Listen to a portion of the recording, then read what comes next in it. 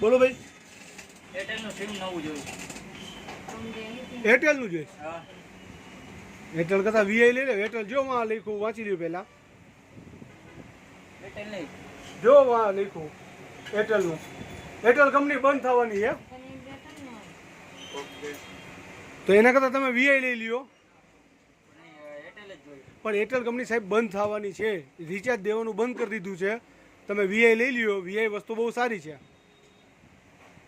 ના તો એ જવા.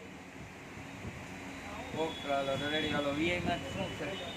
વીઆઈમાં રાતને 12 થી સવારના 6 વાગ્યા લગી ઇન્ટરનેટ ફ્રીમાં આપે. એ તમને એરટેલ નહીં આપે. વીઆઈમાં જે વાત કરવાની ક્લિયરિટી મળશે એ એરટેલમાં નહીં મળે.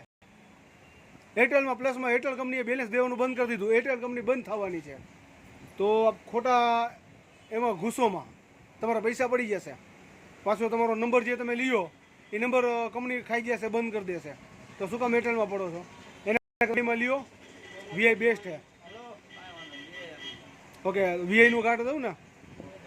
કાંઈ વાંધો ના લો.